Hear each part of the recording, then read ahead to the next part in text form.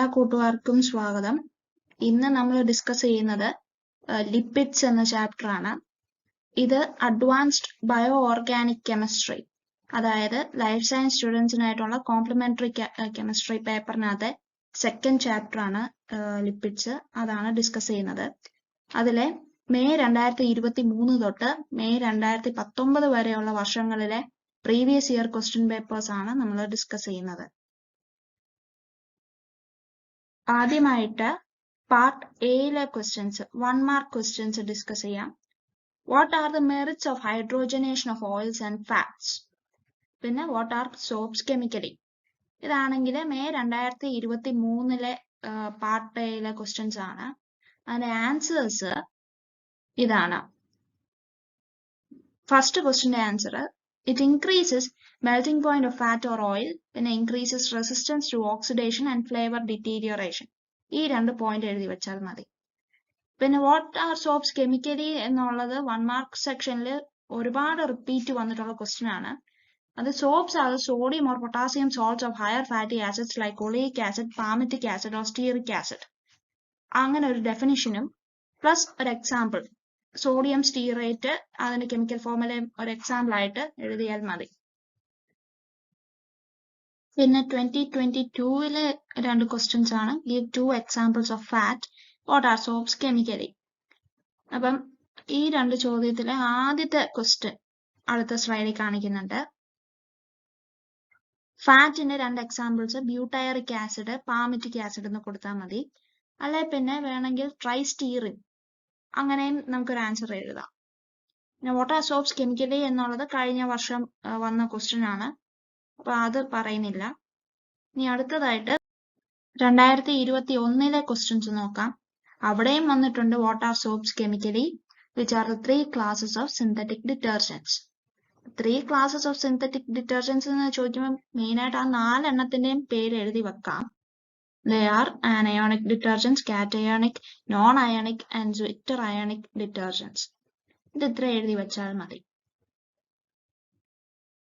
പിന്നെ ഈ ഒരു ചാപ്റ്ററിന്റെ പ്രത്യേകത എന്ന് പറഞ്ഞാല് എല്ലാ വർഷവും ഇതുവരെ ചോദിച്ചിട്ടുള്ളത് പാർട്ട് എക്ക് അകത്ത് 2 1 മാർക്കിന്റെ ചോദ്യങ്ങള്, പിന്നെ പാർട്ട് ബിക്കകത്ത് ഒരു 5 മാർക്കിന്റെ ക്വസ്റ്റ്യൻ, പിന്നെ പാർട്ട് സിക്കകത്ത് ഡെഫിനറ്റ്ലി ഒരു 10 മാർക്കിന്റെ ക്വസ്റ്റ്യൻ.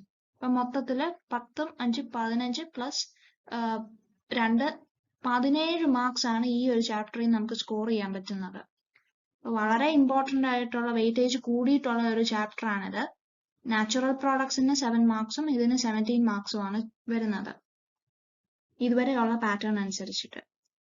അപ്പൊ ഇത് മാർച്ച് 2020 ക്വസ്റ്റ്യൻസ് ആണ്. What are oils and fats, പിന്നെ what is meant by saponification value.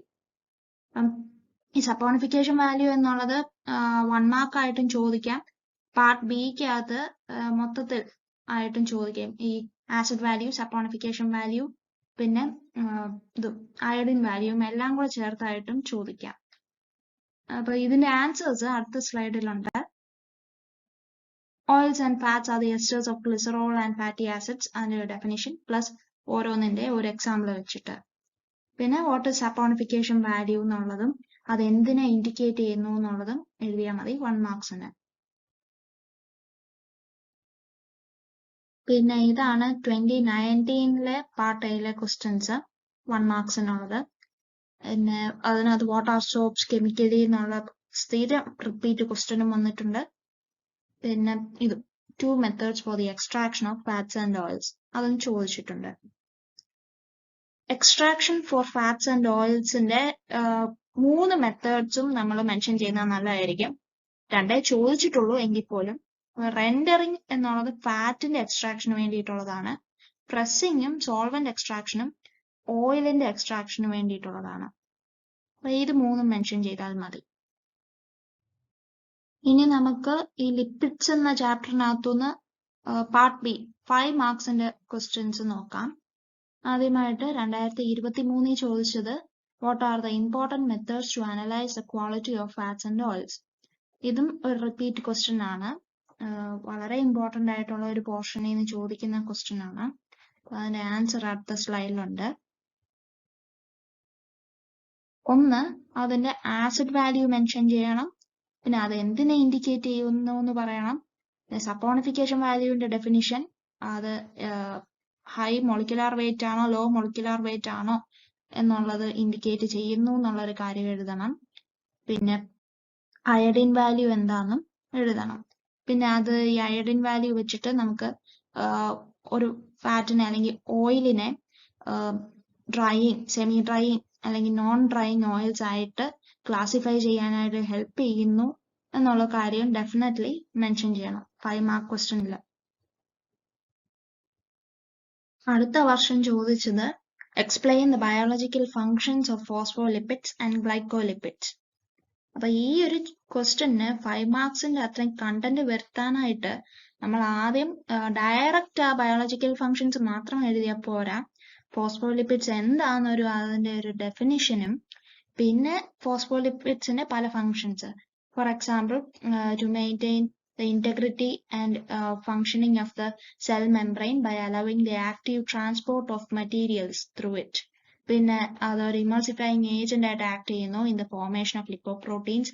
പിന്നെ ഇലക്ട്രിക് ഇമ്പൾസ് പ്രൊപ്പഗേഷന്റെ സമയത്ത് ഇലക്ട്രിക് ചാർജ് പ്രൊഡ്യൂസ് ചെയ്യുന്നു. ഈ കാര്യങ്ങളെല്ലാം ഫോസ്ഫോലിപ്പിഡ്സിന്റെ ഇതിൽ മെൻഷൻ ചെയ്യണം.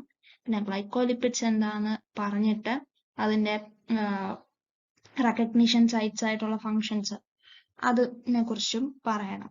അതാണ് ഈ ഒരു 5 മാർക്ക് ക്വസ്റ്റ്യനകത്ത് ഉദ്ദേശിക്കുന്ന ആൻസേഴ്സ്. ഇപ്പൊ ഞാൻ പഠിക്കാനായിട്ട് പ്രിപ്പയർ ചെയ്ത് വെച്ചിരിക്കുന്ന നോട്ട് ഇതാണ്. ആർക്കെങ്കിലും ഏതെങ്കിലും കൂട്ടുകാർക്ക് ഇത് ആവശ്യമുണ്ടെന്നുണ്ടെങ്കിൽ പോസ് ചെയ്തിട്ട് നോട്ട് ഡൗൺ ചെയ്തെടുക്കാവുന്നതാണ്. കാരണം ഇത് റിപ്പീറ്റിന് പോസിബിലിറ്റി ഉള്ള ഒരു ക്വസ്റ്റ്യൻ ആണിത്. പിന്നെ ഇത് നമ്മൾ നേരത്തെ കണ്ട ഒരു ക്വസ്റ്റ്യൻ ആണ്. 2023 പാർട്ട് ബിക്കകത്ത് വന്നത് ഈ സെയിം ക്വസ്റ്റ്യൻ ആണ്. Important methods to analyse the quality of fats and oils. അതിന്റെ സെയിം ആൻസർ തന്നെ ഇവിടെയും കൊടുത്താൽ മതി. അടുത്ത question, discuss the cleansing action of soaps. അത് വളരെ ഇമ്പോർട്ടന്റ് ആയിട്ടുള്ള പ്രാക്ടിക്കൽ ആപ്ലിക്കേഷനും ഉള്ളത് കൊണ്ട് വളരെ ഇമ്പോർട്ടന്റ് ആയിട്ടുള്ള ഒരു ക്വസ്റ്റ്യൻ ആണ്. അതിന്റെ ആൻസർ ഞാൻ കൊടുത്തിട്ടുണ്ട്.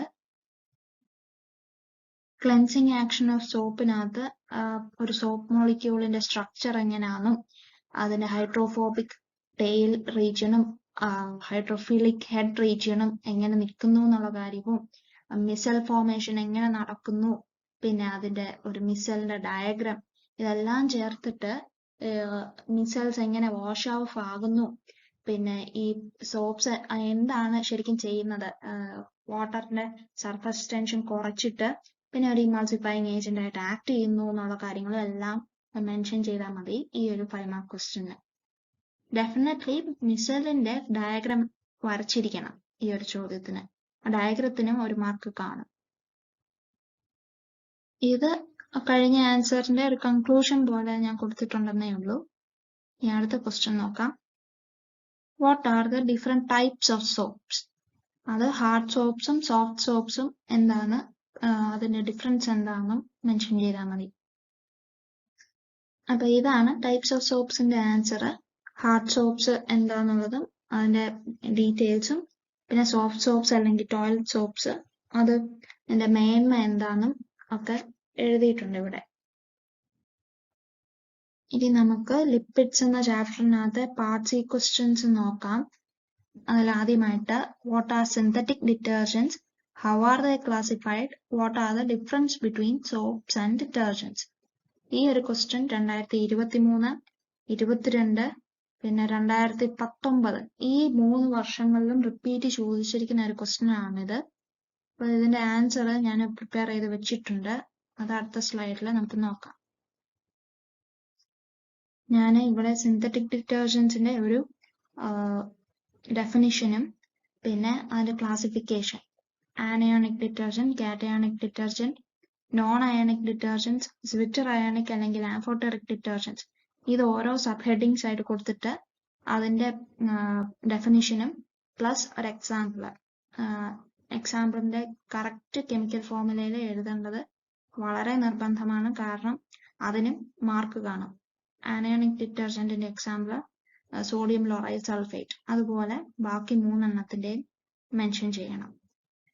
പിന്നെ നോൺ അയോണിക്കും സ്വിറ്റർ അയോണിക്കും ഇവിടെ കൊടുത്തിട്ടുണ്ട്. പിന്നെ അതിനുശേഷം difference between detergents and soaps. Main ആയിട്ട് superiority of detergents over soaps എന്ന് ഒരു ക്വസ്റ്റ്യൻ ചോദിച്ചാലും ഇതേ ആൻസർ കൊടുത്താൽ മതി. എന്താണ്, ഡിറ്റർജൻസ് ഹാർഡ് വാട്ടറിനകത്ത് ഉപയോഗിക്കാം, പക്ഷെ സോപ്സിന് അത് നമുക്ക് ചെയ്യാൻ പറ്റത്തില്ല. കാര്യം സോപ്സ് നമ്മൾ ഹാർഡ് വാട്ടറിൽ ഉപയോഗിച്ചാൽ അതിനകത്ത് calcium and magnesium salts present in hard water will react with the chemical constituents of soap and form insoluble salts. അതുകൊണ്ട് ലാദർ ഒന്നും ഉണ്ടാകാതെ അത് ഫങ്ഷനിങ് ശരിക്കും നടക്കാതെ പോകും ഹാർഡ് വാട്ടറിൽ സോപ്പ് നമ്മൾ ഉപയോഗിച്ചാൽ. അപ്പൊ ആ ഒരു പ്രശ്നം സോൾവ് ചെയ്യാനായിട്ടാണ് ഡിറ്റർജൻസ് എന്ന് പറഞ്ഞ പുതിയൊരു തരം സിന്തറ്റിക് കെമിക്കൽ ഡെവലപ്പ് ചെയ്തെടുത്തത്. പിന്നെ അടുത്തത് ഹാർഡ് വാട്ടറിൽ ഉപയോഗിക്കാൻ പറ്റത്തില്ല സോപ്സ്. പിന്നെ ഡിറ്റർജൻസ് അടുത്തത് can be even be used in acidic solution unlike soaps.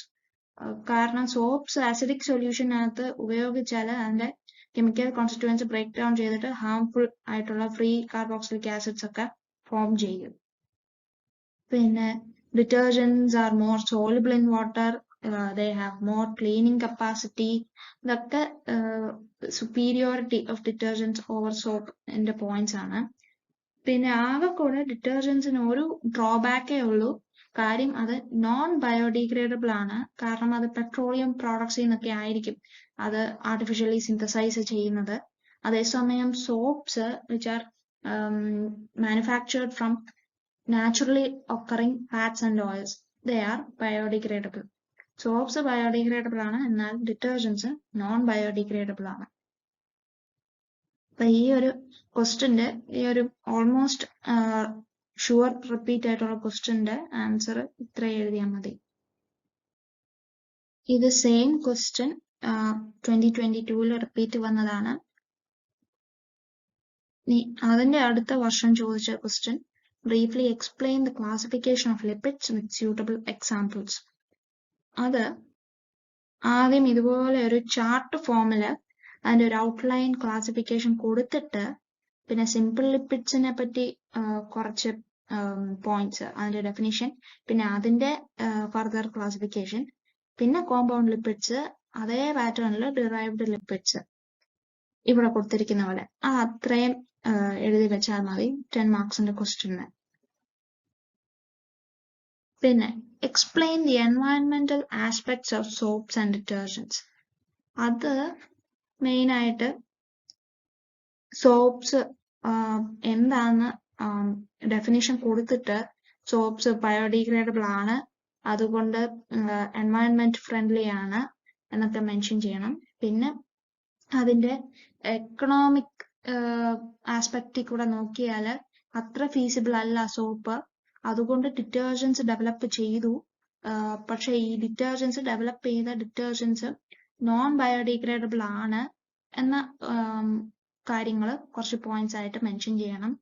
പിന്നെ ഈ ഡിറ്റർജൻസിന്റെ എന്താ ഒരു അഗ്രഗേഷൻ ഇൻ റിവർ ബോഡീസ്, പിന്നെ ഇൻ സ്യൂവേജ് ട്രീറ്റ്മെന്റ് പ്ലാന്റ്സ്, ഇതൊക്കെ എന്തുകൊണ്ട് വരുന്നു? കാരണം ഈ സ്യൂവേജ് ട്രീറ്റ്മെന്റ് പ്ലാന്റ്സിലെ ബാക്ടീരിയകൾക്ക് ഈ ഡിറ്റർജൻസിന്റെ ആദ്യകാലത്തെ ബ്രാഞ്ച്ഡ് ചെയിൻ സ്ട്രക്ചർ പെട്ടെന്ന് ഡീഗ്രേഡ് ചെയ്യാൻ പറ്റത്തില്ലായിരുന്നു.